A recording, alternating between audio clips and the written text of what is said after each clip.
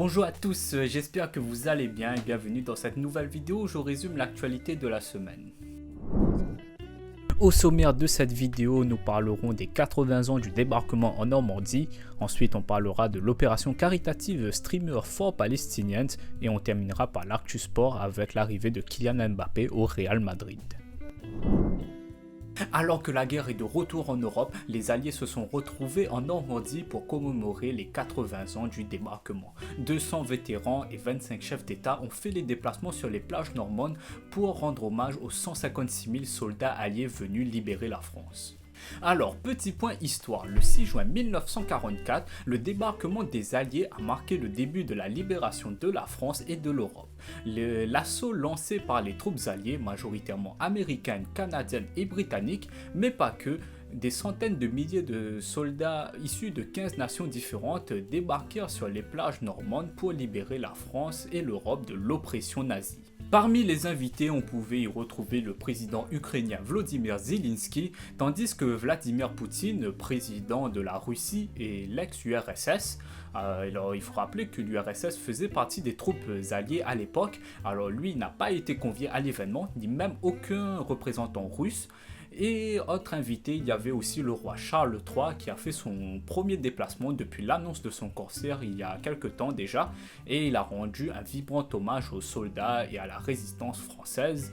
Et autre invité aussi, 26 ans après avoir tourné le film Il faut sauver le soldat Ryan, Steven Spielberg et Tom Hanks étaient de retour sur les plages normandes.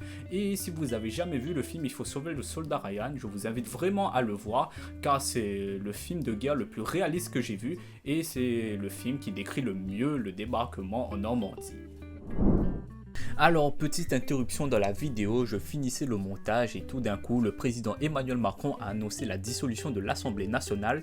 Alors, pour un peu plus de contexte, rapidement, ce dimanche a eu lieu les élections européennes et le Rassemblement national conduit par Jordan Bardella arrive largement en tête de ces élections avec plus de 31% des voix, tandis que la représentante du camp présidentiel Valérie Ayé n'a obtenu que 15% des voix. Alors, en quoi consiste la dissolution de l'Assemblée nationale? C'est simple, tous les 5 ans, les Français élisent les députés qui composeront l'Assemblée nationale. Ce sont les élections législatives. Ceux qui sont choisis débattent ensuite des projets de loi et votent les dispositions qui concernent la population. Si parmi les députés, aucune majorité claire ne ressort, il est difficile de voter des projets de loi car chaque parti tente de se mettre des bâtons dans les roues. Le président peut donc dissoudre pour permettre une meilleure tenue des débats. Le chef de l'État peut aussi y avoir recours dans le cas où la majorité présidentielle et la majorité législative ne sont pas en adéquation.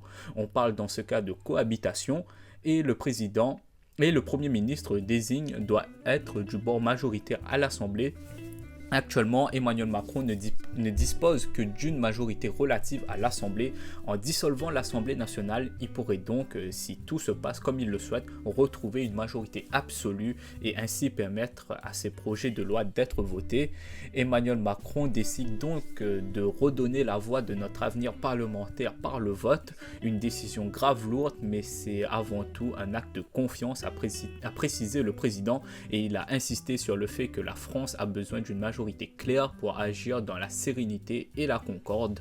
Il appelle massivement à voter les 30 juin et 7 juillet prochains car malgré tout cette décision est aussi un gros coup de poker pour le locataire de l'Elysée. Streamer for Palestinian a été lancé par la streameuse Bagheera Jones quelques jours après la frappe israélienne sur un camp de Palestiniens à Rafah et j'ai consacré une vidéo sur ce bombardement la semaine dernière, je vous invite vraiment à le voir. Et depuis vendredi dernier, de nombreux streamers comme Horty, Zerator ou Antoine Daniel et même des journalistes comme Samuel Etienne se sont rejoints à cette collecte de noms. Si les streamers ont assuré des parties de jeux vidéo, des revues d'actualité ou encore des discussions avec leurs abonnés, ils ont également donné la parole à des médecins sans frontières qui étaient à Gaza afin qu'ils puissent répondre aux questions des internautes. Et tout ça, en une semaine, ils ont pu récolter plus d'1 million d'euros de dons et Bagheera Jones a réagi sur son compte X en disant: en soutien à la population palestinienne à Gaza et en Cisjordanie, c'est inimaginable. Merci encore pour votre soutien en faveur du peuple palestinien. C'est la fin d'un suspense interminable et d'un feuilleton qui aura duré plusieurs années. Kylian Mbappé est désormais un joueur du Real Madrid. 2 jours après avoir remporté leur 15e Ligue des Champions, le club espagnol a officialisé ce lundi l'arrivée de l'attaquant français pour une durée de 5 ans.